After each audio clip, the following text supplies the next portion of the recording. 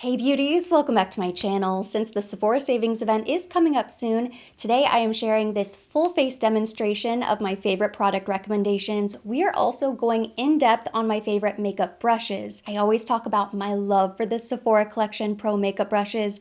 I use them every single time I do my makeup, and I often get questions on which are the best ones. So we are covering everything today, and I've partnered with Sephora at Kohl's for today's video, so that is where you will find all of these products. There are two ways you're going to win the savings event and take advantage of the best possible deals. One, you are not going to underestimate Sephora Collection. You have me, we're going to talk about some of their best products. And it's not just the brushes or the lip liners. They have great bronzers, foundations, great eye products.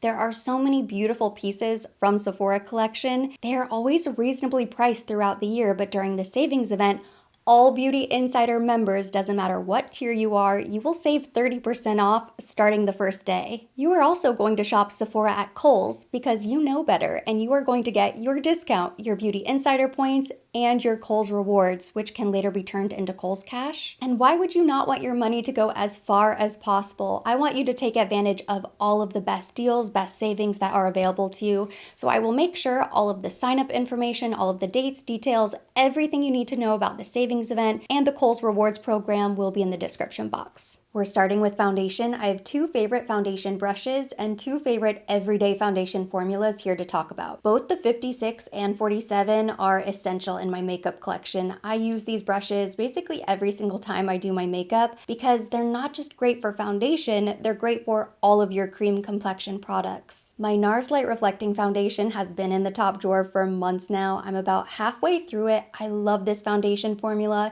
In fact, it was one of my foundation roundup videos where I really discovered just how amazing this foundation is because I did a wear test. I was comparing this next to some of my other favorite foundation formulas. I've also really been loving this Merit the Minimalist Perfecting Complexion Stick. Because I haven't talked about this one as much as the NARS, I'm pretty sure you're sick of hearing me talk about how great that one is. This is what I'm going to wear on my skin today. It is so perfect every single day because you can be very minimal. You can use a lighter shade to highlight or a deeper shade to bronze or contour. No matter how much you apply, it always looks like natural skin. I'm going to start blending this out with my 47 brush. Because it's tapered, it just sort of conforms to the shape of your face, like the natural contours. It makes it so easy to get into every little nook and cranny around the nose, around the eyes. It also feels so gentle and it just glides across the skin so seamlessly. Can you see how lightweight the coverage is?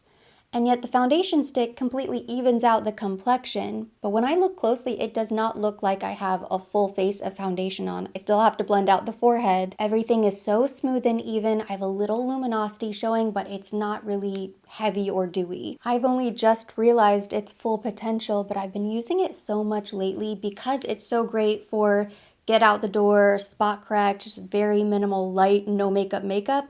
But also you can build it up and it still looks great for a soft glam moment. The only concealer brush you need is number 71. This is the perfect size, the perfect shape, kind of has that tapered kitten paw look.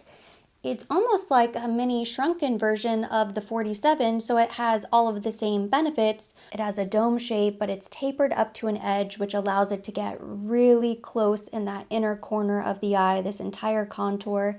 And it's tapered, so it's nice and pillowy for just sort of tapping. I'm pairing this today with the Charlotte Tilbury Beautiful Skin Radiant Concealer. I finally have the right shade. This is Fair 1. I like my under eye to be a little bit brighter. I think I picked this up during the last savings event.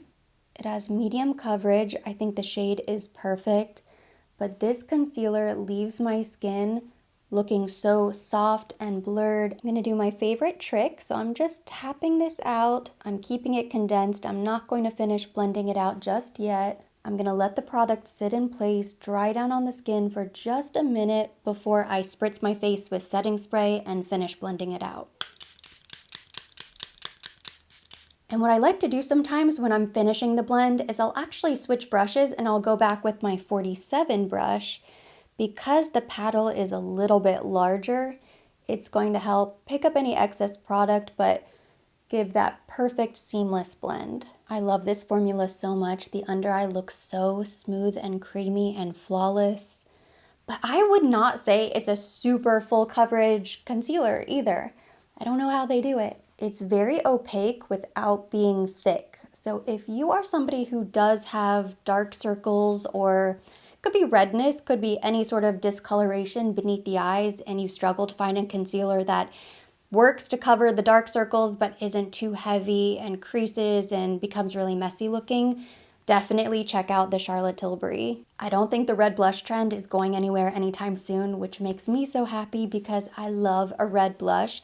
This is one of my favorites, and I will tell you, not only is this beautiful when you first apply, it is one of the longest lasting blushes in my opinion, in my collection. This is the Merit Flush Balm in shade Rouge, and it goes on a little bit lighter, more sheer, like a lot of the Merit products, but every time I've worn this blush, and I don't think I really go overboard, but I swear at the very end of the day, my blush is still very vibrant. It's almost like a cheek stain. And since it's more cream than powder, I'm going in with my 56 foundation brush.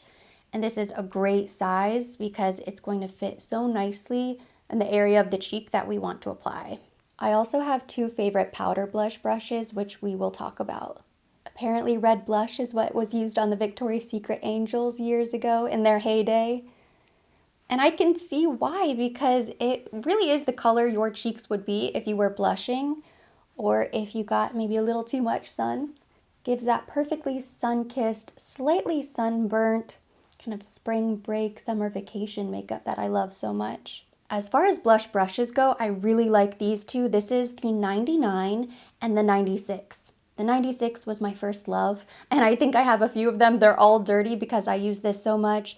This is really a classic shape. It's a great size. It's the perfect balance of dense and fluffy, dome shape. It's a little bit flat. The 99 is a little bit smaller, and I find myself reaching for the 99 for maybe more occasions because I think this is great for blush, but it's also really great for powder beneath the eyes because it has more of a spade shape.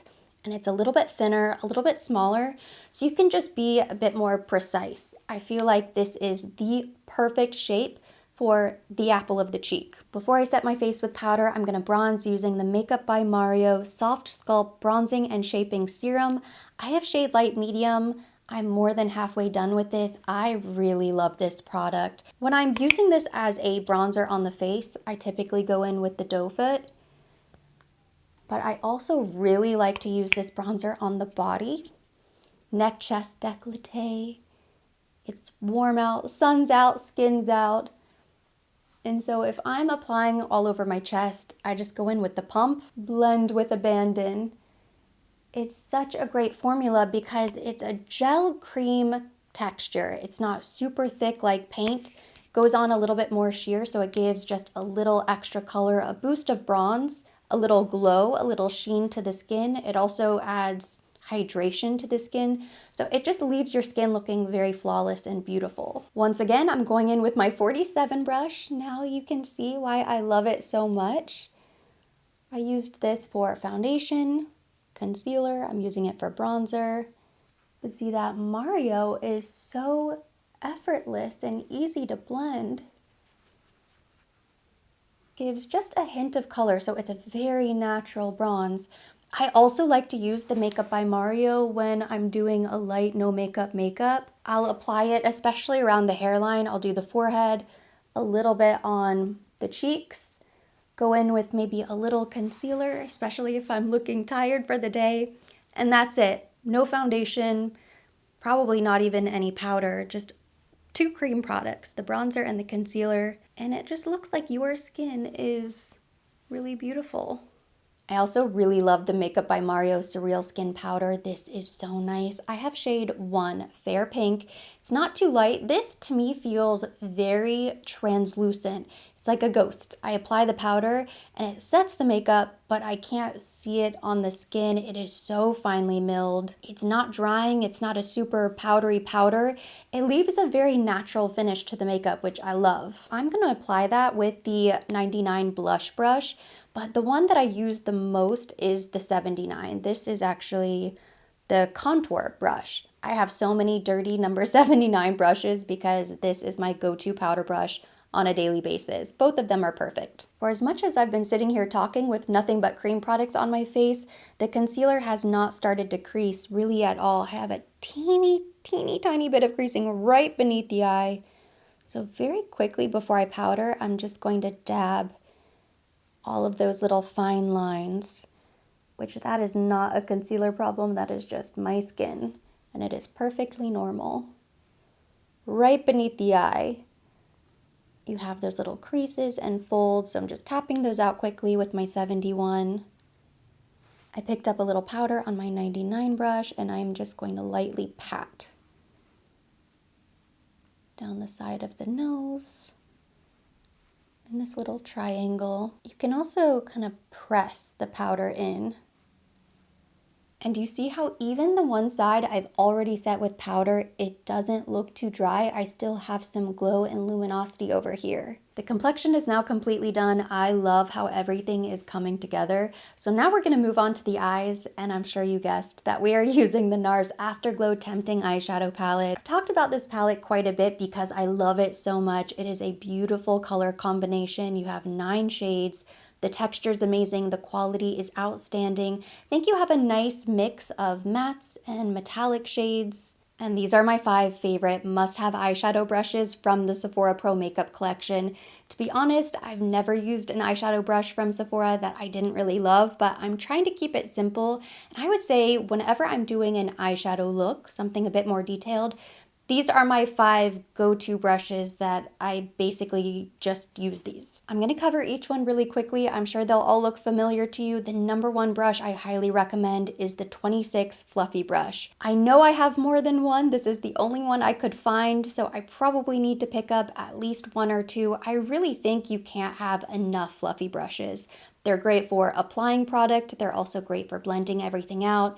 It's always nice to go back at the very end with a fluffy brush and just make sure everything looks seamless. The 19 is a bit more tapered, so this is great for applying depth, dimension in the crease area, maybe the outer V. It's tapered to a really nice point, still on the fluffy side, so you're going to be applying the product and blending at the same time. If you love metallic, sparkle, cream shadows, then the 45 is going to be a great brush. Now this is actually a concealer brush.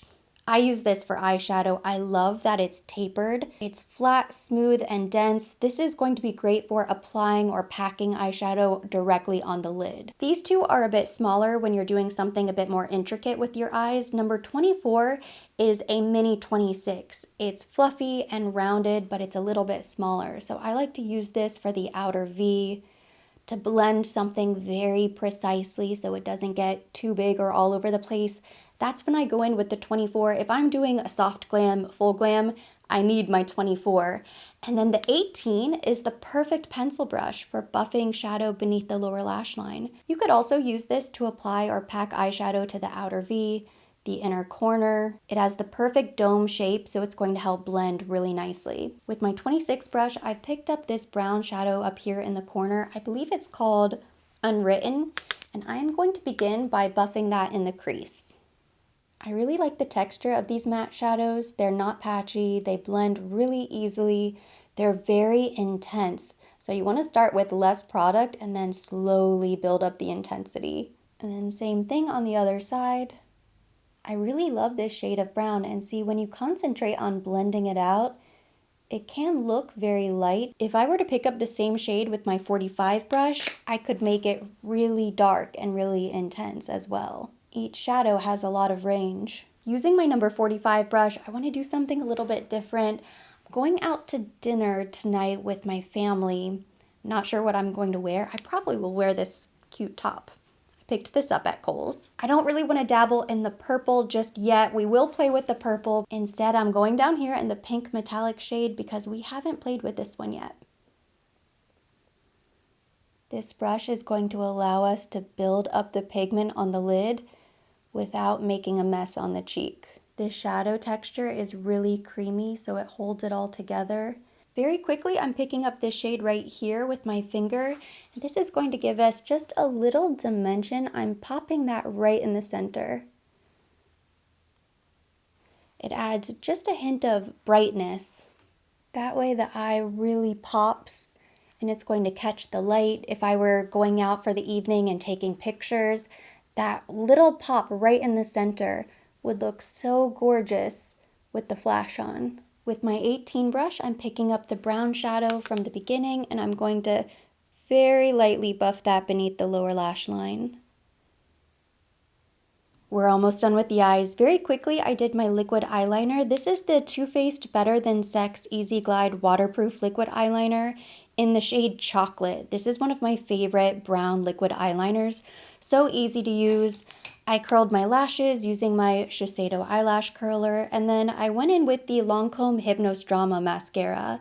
These are definitely two of my most restocked products from Sephora at Kohl's, the Benefit Precisely My Brow Pencil, and I have been using shade 3.5 and the Benefit 24-Hour Brow Setter Gel. This gives such a strong hold. It's basically like glue for the brow hairs. I think of my brow in 3 different sections. I'm starting on the inside, which starts from the center of the nostril up through the inner corner of the eye. This is where the brow should begin. The first third of my brow is this section right here where the hairs are the longest and the width is the thickest. I start by making tiny hair-like strokes. This is the most important part of the brow because you want to make sure that these hair strokes at the beginning look like individual hairs. You want to make sure that this doesn't get shaded in and sort of clumped into one shadow. We don't want block brow. Go back and blend everything together. I sometimes have to go back and add maybe 1 or 2 more hairs closer inside. The brow gets closer and closer to each other just so I can make sure that it looks like individual separate hairs. I usually have to hold my breath at that part. That's why I usually don't do it on camera. Now the front section of the brow is finished. I brought it in just a little bit. This is where we're going to start angling the hairs up to the arch. Still following the natural angle, you can see I'm making my brows a little bit thicker. I got microblading done years ago. I still have a little bit of the shadow left, so I get to use that as a guide. It's very helpful. When I'm done filling in the center part, I like to go back and brush up the hairs, see where we are. Looks much thicker, fuller, which is a more youthful look. Now the tail, or the final third, is where I like to take a little artistic freedom, because my original tail and the old microblading goes right back down.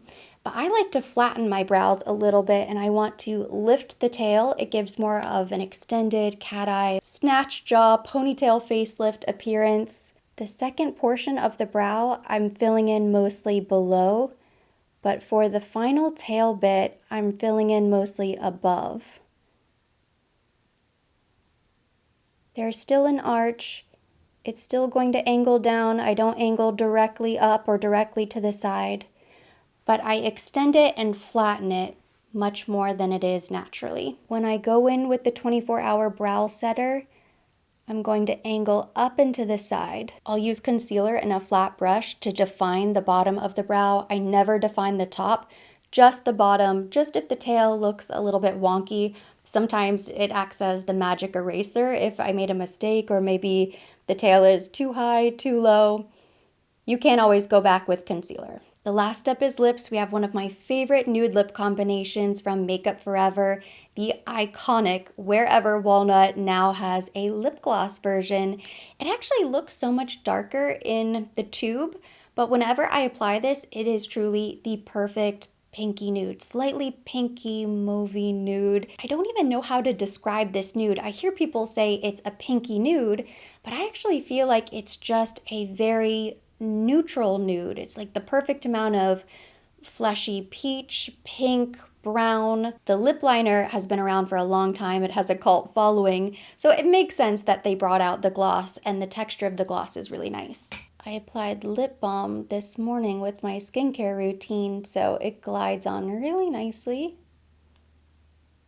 I usually like to line my lips and then blend out the lip liner. This is the new Super Boost Moisturizing Plumping Effect Lip Gloss from Makeup Forever.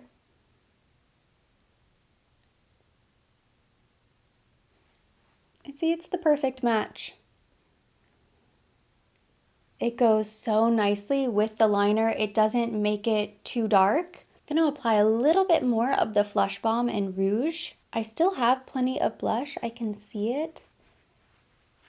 But I just want to add a little bit more. Building up the intensity right on the apple of the cheek. And because the brush is so dense yet gentle, the 56 brush, it doesn't disturb any of the makeup underneath. And now we are done. And this is the finished makeup look. I absolutely love how everything came together. The complexion, the lips, the eyes. It is perfect. And my final recommendation that I'm going to leave you with is fragrance, of course. This is going to be my scent of the night. This is Skylar Sunkissed Dahlia. It smells like sunset. It's very spring summery, one of the happiest, uplifting fragrances in my collection. It has a little peach, apple, vanilla.